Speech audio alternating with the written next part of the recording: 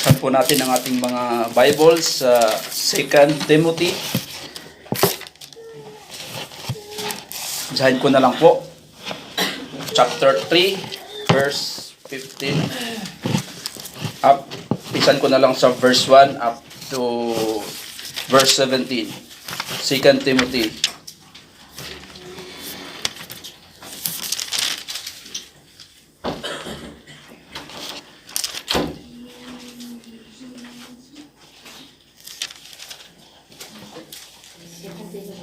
Second Timothy chapter 3 1 to 15.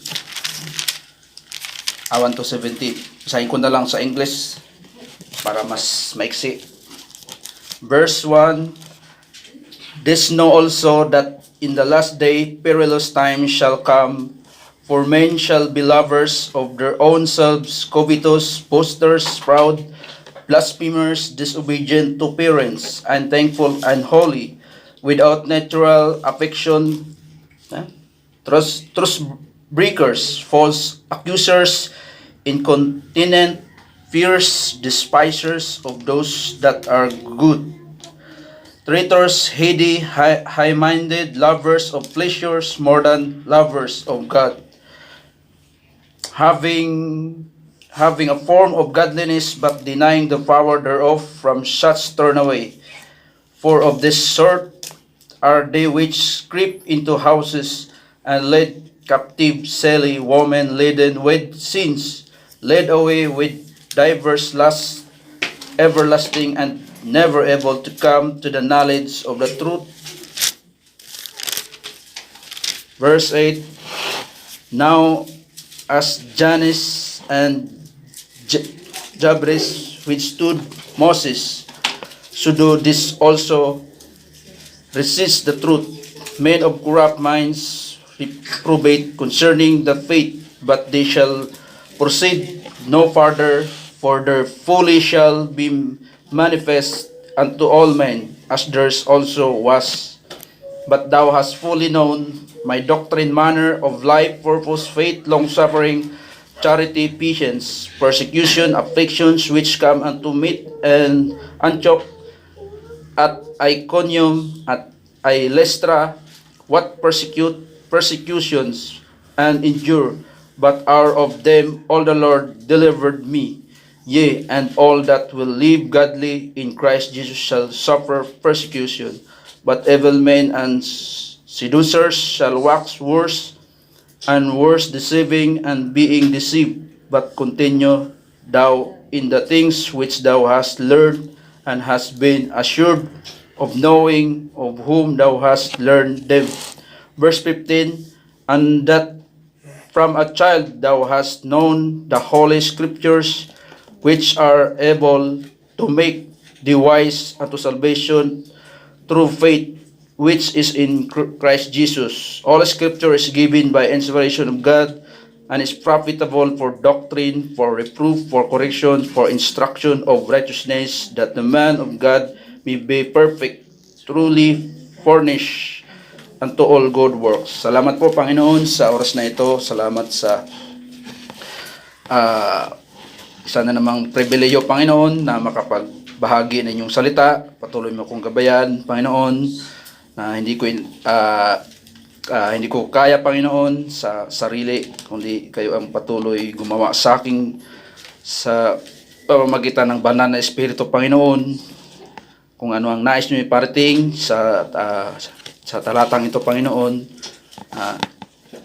ipokus mo ang aming mga kaisipan at itama mo ang motibo at kagalakan sa bawat isa sa amin, Panginoon. In Jesus' name I pray, amen and amen.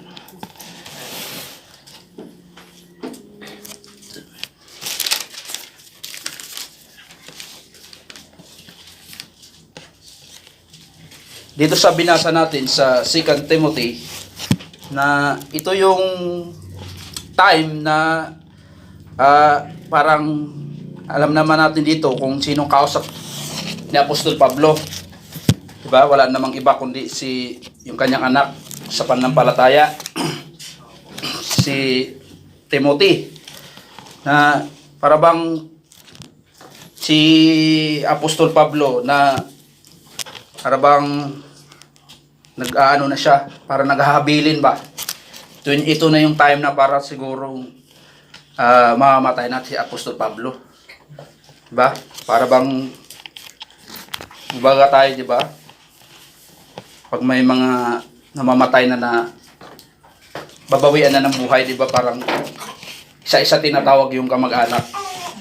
Ibibilin yung mga lupa na itong lupa na to ay wag mong wag mong galawin, hindi sa atin yan. May mga ganong kumbaga naghahabilin niya si Apostol Pablo na may mga ganyan na talagang malapit na siyang siguro malapit na sa mamatay dito o ikulong, diba? Ito yung time na talagang masinsinang kay nausap ni Apostol Pablo si Timoteo sa ayon sa ating binasa. Ang pamagot ko dito ay the importance of the words of God, diba? Ang kahalagahan ng salita ng Panginoon. Kaya kung basahin natin sa sa 15 ay hindi 16 pala, diba? All scripture is given by inspiration of God and is profitable doctrine for reproof and correction, for instruction and righteousness, diba? Yung kahalagahan ng salita ng Panginoon. Bagamat may dito, may narinig naman natin tong verse na to sa mga pagtuturo ng mga evangelist. Pero ang gagawin ko dito ay parang lang, devotion.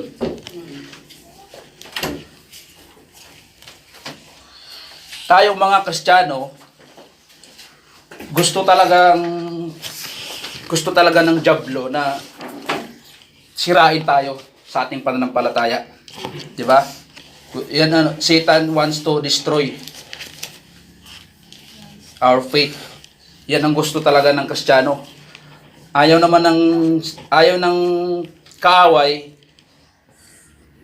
kaaway sa salita ng Diyos. Yun yung ayaw ni Satan ng isang Kristiyano ay maging busy sa salita ng Diyos. Yan talaga ang ginagawa ng kaaway, di ba? Kaya gano'n na lamang yung masinsinang utos ay yung habilin ni Apostol Pablo sa kanyang anak na si Timothy. Sa kanyang anak na inutusan niya na aralin talaga ang salita ng Panginoon. Diba? Pahalagahan ang salita ng Panginoon. Lalo na sa panahon natin ngayon na nasa na talaga tayo. Nasa perilous time. Diba? Sa panahon natin ngayon, nasa na tayo pasama ang panahon natin ngayon. Kaya nga ang Bible ay lubos nating pahalagahan yung salita ng Panginoon, di ba?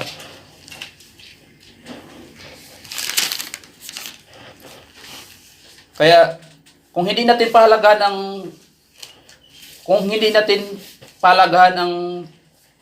ang salita ng Panginoon, ang Biblia, ay hindi ito makakarating sa iba, di ba?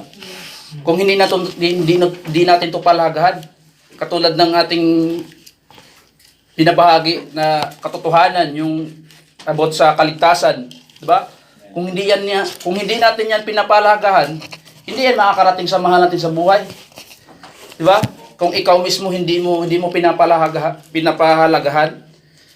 paano yan makakarating? Kaya nga nakarating ng Pasig yung Ebanghelyo o nakarating sa mahal nyo sa buhay. Diba? O kung sino pa mang nag-share. Dahil pinahalagahan nyo yung salita ng Panginoon Lalong-lalo na pagdating sa Ebanghelyo. Hindi natin to maipasa ang salita ng Diyos kapag hindi natin pinahalagahan ang Biblia. Ang tanong, paano natin pahalagahan ang salita ng Diyos? Paano natin pahalagahan? Una, pakinggan natin. Diba? Hear it. Ito yung pinakaunang punto ko dito. Pakinggan natin ang salita ng Panginoon. Buksan natin sa Matthew 13 verse 9. Sabi dito sa Matthew 13 verse 9.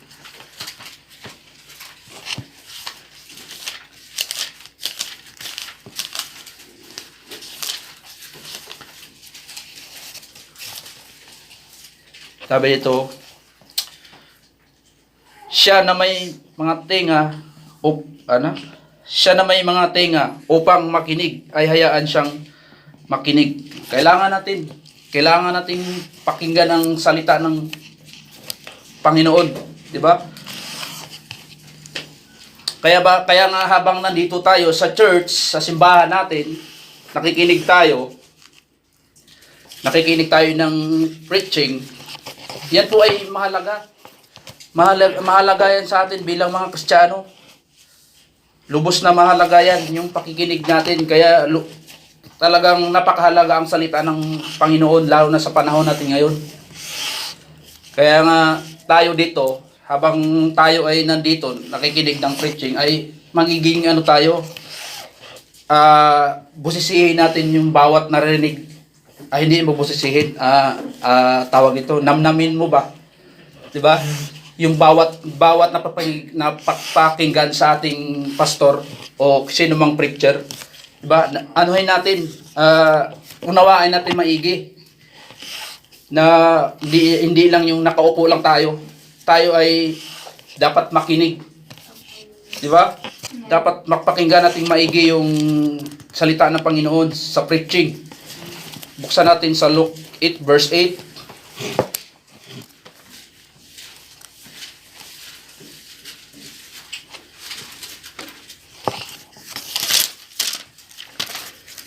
Luke 8 verse 8. Ito ang sinasabi ng Biblia. At ang iba ay nalaglag sa mabuting lupa at tumubo at nagbunga ng tig-100. At nang masabi na niya ang mga bagay na ito ay siya ay sumigaw. Siya na may mga tinga upang makinig ay hayaan siyang makinig. Ba? Napakahalaga po talaga ang pakikinig sa salita ng Panginoon. Sa Romans 10:17, yung binanggit lang ni Pastor kanina sa kanyang preaching. Ano sabi doon? Sa Romans 10 verse 17.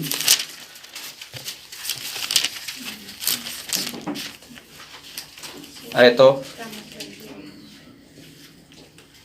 So then faith cometh by hearing, and the hearing by the word of God. Diba?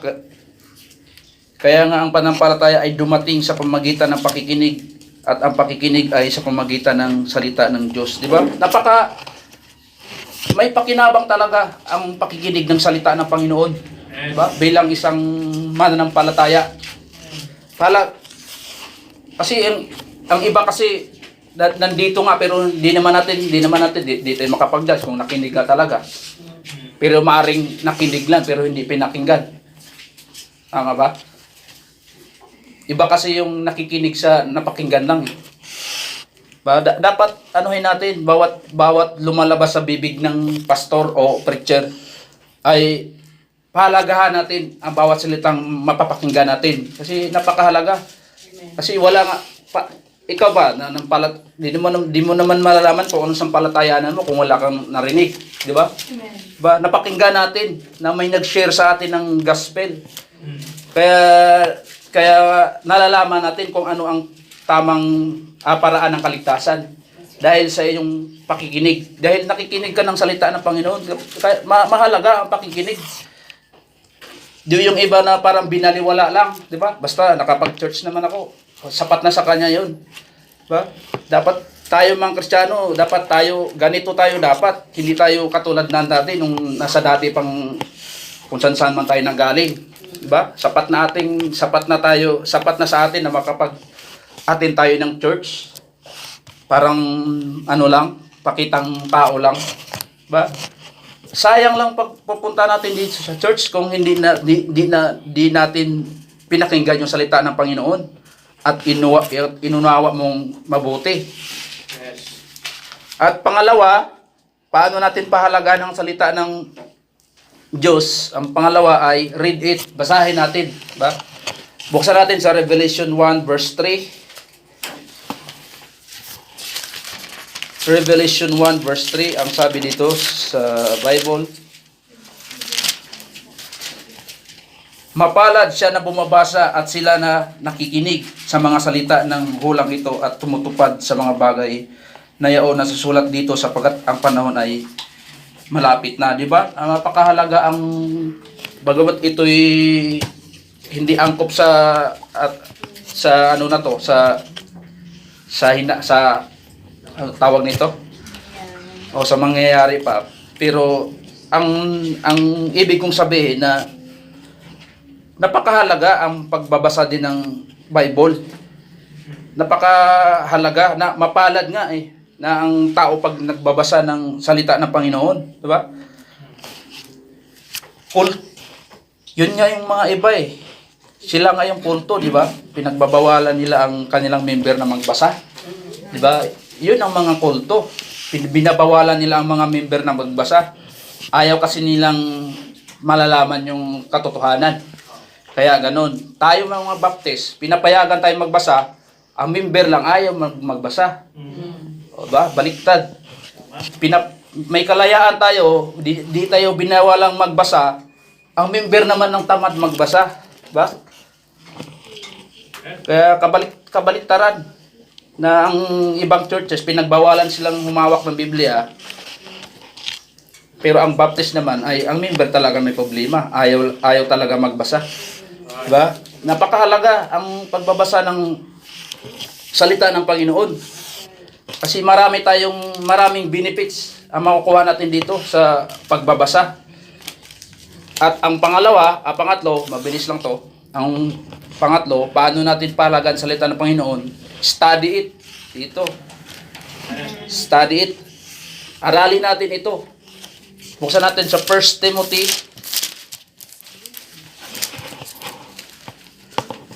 1 Timothy 2 verse 15. Sabi ito, sa kabila nito siya ay maliligtas sa tama ba ito?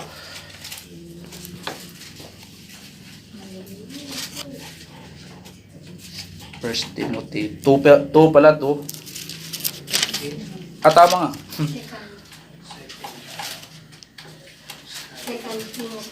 Second pala. 2 Timothy.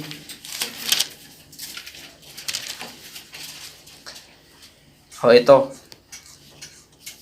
Mag-aral upang ipakita ang inyong sarili na subok sa Diyos. Isang manggagawa na hindi kailangang mapahiya, matuwid at hinahati ang salita ng katotohanan, di ba? Study it. Aralin natin ang Biblia. Alamin natin, dapat matuto tayo ditong maghati-hati sa Bible. Mahati-hatiin natin yung Bible. Ibig sabihin, matuto tayong mag-divide ng Biblia. Di ba? Kasi meron nga daw Lazaro na nag-aaral ng Lazaro. Ang Lazaro niya sa Luke, ayun daw yung Lazaro doon sa sa John. Ba magkaiba? Si Lazaro doon sa Luke ay pumunta doon sa John. Parang may narinig akong ganun na ang Lazaro niya ay pares doon sa Lazaro ng John 10. Ganun po ang mangyayari kapag hindi mo talaga hindi mo aralin ang Biblia. 'Di ba? Na akala nila yung Maria ay iisa lang, na ang daming Maria sa Bible, 'di ba? Ganun po mangyari sa isang tao kapag di natin inaral yung Biblia. Kaya matuto tayong aralin natin na parang hindi lang yung nangaral ka pero wala ka namang alam sa Biblia. Bago ka mangaral, dapat inaral mo muna. Di ba? Dapat inaral mo muna. Dapat magkaroon tayo ng self-study. Ito, napakahalaga talaga to, itong pag-aaral, yung sarili mong pag-aaral, di ba? napakahalaga ito. Pag nasa bahay tayo, aralin natin ang salita ng Panginoon. Diba? Kasi nagbasa ka nga, hindi mo naman inaral, di ba? Dapat kumpleto. Dapat kumpleto yung ano natin. At ang pang-apat, ang una ay hear it, read it, study it. Ang meditate it. Meditate it. Oh, ito, anuhin natin ang Biblia. I-meditate natin ang Biblia, di ba? Pag kumain tayo ng bubble gum, di ba, pag nilulok mo ng diretso, di naman maaari yun. Di ba? Pag kumain ka ng karne, hindi mo ipagkain, lunok agad. Di ba? Kailangan talaga nating nguyain para maramdaman mo yung lasa. Di ba? Ganun po sa salita ng Panginoon. Di ba? Dapat, namnamin natin yung salita ng Panginoon habang tayo ay nagbabasa. Hindi po sapat yung binabasa mo lang. Dapat unawain mo. Diba? I-meditate mo talaga, nguyain mong maigi. Diba? Kung ano ang sinasabi ng Bible. Diba? Huwag lang ipagmayabong na nabasa ko na lahat ng Biblia. Diba? Hindi yan ang sukatan ng ano. Dapat kahit kunti lang binasa mo, kung ang issue doon kung yung naunawaan mo, di ba? Yun yung pinakamahalaga. Basahin natin sa Psalms. Psalms 1:1.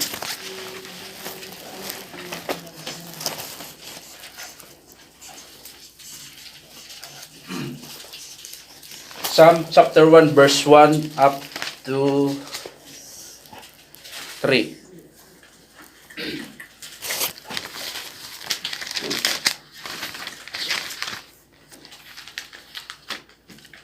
Sabi dito, mapalad ang tao na hindi lumalakad sa payo ng masama, ni tumayo man sa daan ng mga makasalanan, ni naupo man sa upuan ng mga manlilibak, kundi ang kanyang kasayahan ay nasa kautusan ng Panginoon at kautusan na nagbubulay-bulay siya sa araw at gabi, at siya'y magiging parang punong kahoy na itinanim sa siping ng mga agos na tubig na nagbubunga sa kanyang kapanahunan. Ang kanyang dahon na may hindi malalanta at anumang kanyang gawin ay giginhawa. Dito sa chapter 2, dito mababasa natin sa King James yung meditate, di ba? Meditate day and night.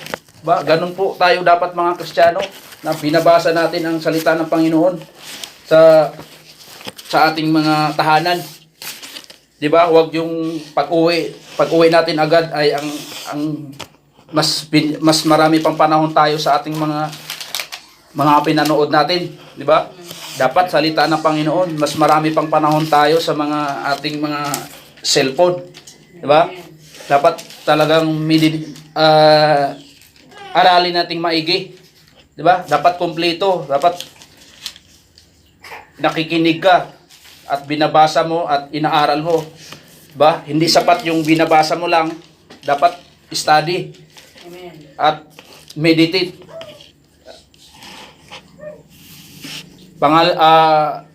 Yung isa pang punto dito ay you memorize it. Ito. Kanina lang, dami na memorize ng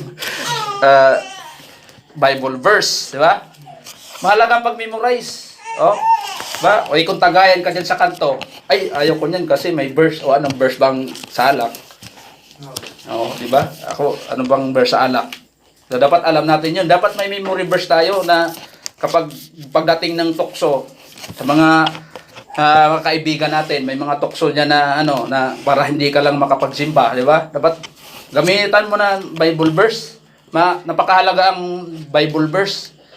Ang ma-memorize natin. Diba? Memorize mo yung di man kailangan ma-memorize mo yung Genesis at sa Revelation. Baka imposible naman pong mangyari 'yon. 'Di ba? At least meron kang sa pag-aaral mo, meron kang natutunan, 'di ba? Mahirap yung ni isa wala ka man lang natutunan, wala ka man lang na-memorize na na verse, 'di ba? walang talab ang Bible sa atin, 'di ba? Walang talab ang Bible, walang talab ang Bible sa atin, 'di ba? Kulang tayo. Kulang tayo bilang mga Kristiyano kapag di natin 'to makumpleto, 'di ba? Ligtas ka naman pero may pagkukulang, 'di ba? Talaga kailangan talaga natin 'tong salita ng Panginoon, napakahalaga. Dahil 'di ba si Timothy na talagang gusto talaga ni Apostol Pablo na bago siya mawala ay i-continue niya yung salita ng Panginoon, 'di ba? Mangaral siya ng tama. Na ipagpatuloy niya yung natutunan ni Apostol Pablo. Kay ito yung habilin niya kay Timothy. 'Di ba? Ito ang may pagmapuri sa atin sa buhay ng yung may alam ka sa Bible, 'di ba? Tayo sapat naman tayo na ganito lang tayo 'di ba? Wala tayong masyadong katungkulan sa gobyerno, 'di ba? Di na mahalaga sa atin 'yun. Ang mga mahalaga sa atin, may alam ka sa salita ng Panginoon. 'Di ba? Wala ka nang ano sa buhay, wala ka pang alam sa Bible, 'di ba? Dapat talaga ang mahalaga ito yung mga bagay na kailangan nating maipagmapuri, 'di ba? Yung may alam ka sa Biblia, may alam ka sa salita ng Panginoon, 'di ba? Pwede naman mangyari sa isang Kristiyano kapag tayo talaga ay nag-aaral lang. 'Di ba? Nag-aaral tayo, huwag tayong magpaka-busy diyan sa walang kabuluhang bagay, 'di ba? Huwag tayong nakakasira dun sa imbis na sa Bible ka mag-aaral ay mas busy ka pa sa ibang bagay, 'di ba? Kaya naman nating kaya naman lahat dito kaya naman natin talaga lahat na lumago sa salita ng Panginoon. Kapag tayo ay magnanais lang tayo na gusto mong lumago, 'di ba? Magnanais tayo na tayo mga Kristiyano dapat may pagnanais na lumago tayo sa salita ng Panginoon. Itong itong sinisira natin ang ebanghelyo, 'di ba? Wala namang tao na paano ba maligtas? Walang taong ganun, 'di ba? Paano ba mapunta sa langit? Wala ka mang taong nagtatanong diyan sa labas na ganun 'di ba? Kailangan mo lang talagang ikaw na tayo na mismo ang mangalat. 'Di ba? Wala tayong narinig na, "Oy brother, paano ba mapunta ng langit?" Wala. Kaya nga walang taong naghahanap sa Diyos tayo mismo ang mag-share, mangaral ng totoo. At sa 2 Timothy, yung binasa ko kanina sa verse 1, ano sabi dito ni Apostol Pablo na alamin din ito na nasa mga huling araw ay mapanganib na ang panahon at panahon ang darating, ba? Kaya nga wala tayong panahon na mag-relax dahil ang panahon talaga ay mapanganib na panahon. No time to relax. 'Di ba? Huwag tayo munang Kristiyano na pakuya-kuyakoy na lang tayo sa bahay at wala tayong mga hakbang na ginagawa, 'di ba? Hindi pa panahon ngayon ng pagre-relax. Nasa pa tayo? Nasa kasalukuyan tayong giyera. Ito yung giyerang spiritual. 'Di ba po? 'Di ba? We are in a perilous time. Kaya nga ang utos ni Apostol Pablo kay Timoteo na mangaral, ipagpatuloy niya kung anong natutunan ni Apostol Pablo. Diba? Na ipagpatuloy niya yung ganong pag-aaral na nasa katotohanan. Verse 2, sapagkat ang mga tao ay magiging mapagmahal sa mga kanilang sarili. Diba? Ito yung sinasabi ditong perilous time, na ito talaga mga tao ngayon na masyado nang mapagmahal sa kanilang sarili, mapag-imbot, mga mayayabang, palalo, mga lapastangan, di tumatalima sa mga magulang, di mapagpasalamat, di banal. O itong di tumatalima sa mga magulang, marami ko ngayon, mga kabataan, na talagang wala nang galang sa kanilang mga magulang. Di ba? Mayroon pang balita na yung tatay pinatay ng anak. Di ba? Ito po yung sinasabi ng Bible na perilous time. Di ba? Tayo mga Kristiyano dapat talaga ipangaral ang salita ng Panginoon. Parang kay Apostol Pablo, parang kay Timoteo, na ito yung gusto ni Apostol Pablo na ipangaral din sa mga tao. 'Di ba? Kasi pasama ang panahon. 'Di ba? Ngayon lang Ngayon lang sa panahon natin, 'di ba? May mga kung ano nang ginagawa ng gobyerno. Ano 'yan? Pag-atake ng Bible 'yan. Ba, mga kapatid, yung divorce, 'di ba? Yung divorce. Atake ng Bible 'yan Paglapastangan niya sa Biblia, 'di ba? Yan na yung sinasabi ng perilous time. Mapanganib na ang panahon. Yung tinatawag pa nilang Jezebel, 'di ba? Yan, mga against the Bible 'yan, abortion, 'di ba? Same-sex marriage, yun yung mga Kaya gano'n na lamang ang bilin ni Apostol Pablo kay Timothy, na kailangan pahalagahan ang salita ng Panginoon. Number 3, dito sa verse 3, walang likas na pagmamahal, bumabali ng kasunduan, mga pagpaparatang ng masama, walang pagpipigil sa sarili, mababangis, mga mapanghamak sa kanila na mga mabubuti, mga taksil, mapusok, mapagmataas, mga mapagmahal sa mga kalayawan. Dito ang mapagmahal sa mga kalayawan. Ito yung kasalukuyang natatawnan natin dito sa mundo. Pagmamahal sa kalayawan, di ba? Ito yung na mismo nasaksihan natin, di ba? Mapagmahal na ang mga tao sa kalayawan. Mas minahal nila ang kalayawan, ang kasiyahan dito sa mundo, na akala ng iba ay ito lang ang katapusan. Hindi nila alam na mayroong kabilang buhay. Di ba? Akala nila hanggang dito lang sa mundo ang buhay natin. Di ba? Kaya nga wala talagang alam sa Biblia sila Di nila alam ang Biblia. Di sila naniwala na may impyerno. Di sila may naniwala na may buhay na walang hanggan sa langit at sa impyerno. May buhay naman na walang hanggan sa impyerno. Diba? Pares lang naman pala May walang hanggan palang buhay Sa impyerno lang ako, walang hanggang buhay din pala doon. Pero iba sa impyerno, mga kapatid. Napaka walang hanggang buhay yung paghihirap. Walang hanggang buhay yung pagpapasakit mo doon sa ating katawan. Di ba? Kaya ito na lang yung bilin ni Apostol Pablo kay Timoteo, pahalagahan ang salita ng Panginoon.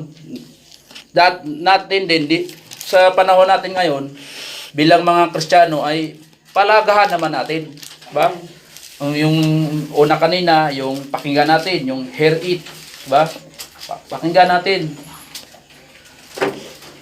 May mga preaching tayo na pakinggan sa iba, di pakinggan natin. Diba? Mga devotion na napakinggan natin sa online. Diba? Pakinggan natin yan. Marami tayong matutunan kung atin lamang pakinggan ng maigi. Yung kahit sa mga online. Diba? Mas lalo dito sa church natin. Diba? Pakinggan natin. At hindi lang natin pakinggan, kundi basahin din natin. Pangalawa, read it. Basahin natin ang Biblia. Pagdating natin sa Biblia, pagdating natin ng church, pag-uwi natin ng bahay, pamayang gabi, magbasa tayo ng Biblia, di ba? Pag galing natin ng trabaho, magbasa tayo ng Biblia, kahit isang ano lang, kahit isang chapter lang, di ba? Pakahalaga ang pagbabasa ng Biblia. Kasi dito tayo na ano dito tayo lumalago Diba? Di naman tayo lumalago sa pagbabasa ng mga cellphone, yung mga putulab-putulab na yan. Diba? Lumalago itsura nyo doon. Doon lang yun. Pero sa katotohanan, hindi naman talaga tayo maganda gwapo. Diba? Kaya nga, tuwang-tuwa din sila sa putulab Gumaganda sila, bumabata. Muntik na ako mag-try ano kay itsura ko kung ako na. Buti na lang, hindi ko alam kung paano yun hanapin yung application na yun. Buti na lang hindi ko nahanap pala. Kasi malay mo, yung noo ko doon ay makapal yung buhok. Kaya wag tayong wag tayong yan naman ay worldly yan di ba? Worldly yan. Tayo wag na tayong niyan. Wag na tayong pag may mga bagong labas naman. Yung iba naman pag natin sa Facebook, dami, di ba? Ngayon, dami, kahit yung mga tiyahing ko, nagpuputulab, parang hindi ko na sila makilala. Di ba? Masyado silang bumata Pero ang ganda talaga din nila dun sa putulab, di ba? Pero ang katotohanan, ang layo. Grabe ka naman. Kaya wag na tayo parang, maring device ni Satan yan, di ba? That's right. Di ba? Ang daming device ni Satan. Huwag tayong kumpiyansa nga daw Di ba? Ang daming ginagawa ni Satan ngayon ginagamit niya tong social media. Di ba? Basahin natin, read it at study. Ito, study. Parang kinakausap mo yung Diyos pag nagbabasa ka, di ba? Study, aralin mo ng maigi pag nasa bahay ka. Yung booklet nga ni Missionary Anton, inumpisan ko ng aralin yung niya, yung yung booklet ng binigay pala ni Pastor sa akin yung dati. Yung tatlo, yung isa yung inumpisan ko yung rightly dividing. Minsan binubukat-bukat ko kasi ano bang purpose dun kung hindi ko basahin, di ba? Naunahan ako ng ipis. Minsan, mamaya wala ka nung mabasa. Baka mamaya wala na akong mabasa, ubos na ng ipis pala. Na? Ha? Uubusin na ng ipis. Kaya binasa ko muna siya bago masira. Kaya nga, hindi naman ako nagmamagaling, pero pinipilit ko na mabasa ko siya. Di ba? At yung isa, yung meditate. Meditate natin yung salita ng Panginoon. Hindi naman sapat yung nagbabasa ka lang. Talagang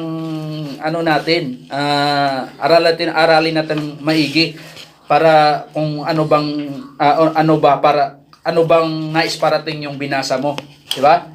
Kung ano ang nais iparating.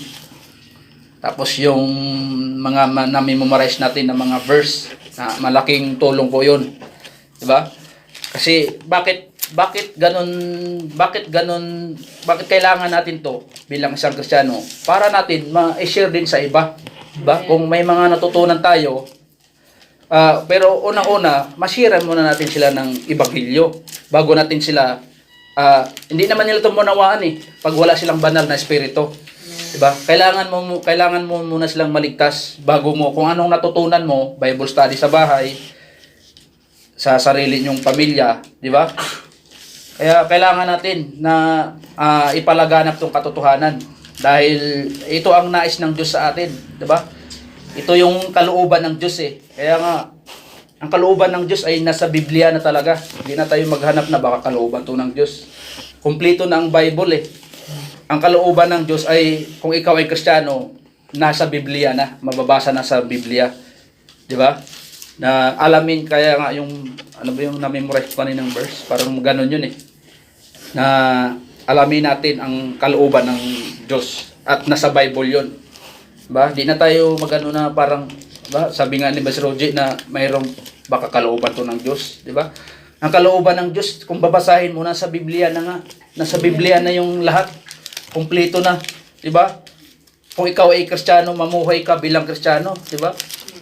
Mamuhay tayo bilang Kristiyano. Yan ang kalooban ng Diyos. At di ka na magtanong na, pag inumin ko ba tong alak na to, kalooban ba ng Diyos? Kalooban ba ng Diyos ito? Alam mo na yun, na ang alak talaga, hindi yan kalooban ng Diyos. Di ba? Pag nagsusugal ka, di mo na kailangan itanong, nakalooban kaya ng Diyos to? Hindi yan kalooban ng Diyos, yung pagsusugal. Di ba? Kahit pa piso-piso lang yan. At nga, may sabi sa akin, ang sweepstick daw ay hindi daw sugal. Hindi daw sugal, ang laki nga ng ano dyan, di ba? Di ba? Hindi sugal kasi ayaw lang talaga nilang mawala doon sa sugal na yon. Di ba? Tapos, yun nga, alam na natin kung ano ang kalooban ng Diyos. Kung ikaw ay Kristiyano, malago ka na sa salita ng Panginoon, alam mo na ang kalooban ng Diyos. Kasi tayo, matagal na tayo eh. Hindi na tayo mga bata. Hindi na tayo mga batang Kristiyano na mag-umpisa pa tayo sa pinakauna, di ba? Matagal na tayo dito. Dapat alam na natin yung kalooban ng Diyos. Aralin natin ang kanyang salita, di ba? Katulad ng ating pastor na nais din niya na lumago tayo, di ba? Na lumago tayo spiritual. Ganon din po yung nais ni Apostol Pablo sa kanyang anak sa panampalataya, na bago siya mawala ay ipagpatuloy niya kung ano ang natutunan niya, di ba? Yan ang bilin niya kay Timothy. Dahil ang sabi nga niyo sa number 1 ay nasa ano na tayo, nasa perilous time na tayo, na talagang itong mundo natin ay pasamang-pasama na. Kasi nasa ano na nga tayo eh. Nasa tribulation na tayo. Kasi nangyari sa Israel saka ano. Pero hindi pala yun. Kasi kung dati, parang ganun tayo dati, no? Sakay-sakay lang tayo sa ano. Kala malapit ng ano. Sarap manakot kasi. Malapit ng pagbabalik ng Panginoon. Kaya magsisi na kayo at magbabotismo. Pero kung ano, di natin alam kung kalooban ba ng Diyos yun. Ang Diyos din nakakaalam. Diba? Kaya sa panahon natin ngayon, talagang makikita naman talaga na pasama ng panahon. Mas pasama ng ang panahon. Diba? Sa mga nangyayari sa ating panahon ngayon, talagang iba na. Talagang hindi na mahalaga ang salita ng Diyos. Hindi na mahalaga sa kanila ang pagsamba. Diba? Ang linggo nila ay baliwala na talaga ng tao ngayon. Di ba? Baliwala na ng tao ngayon ang pagsamba sa Panginoon. Ang ginagawa nila ay gusto silang mamuhay sa kanilang yung pang sarili na kaligayahan. Di ba?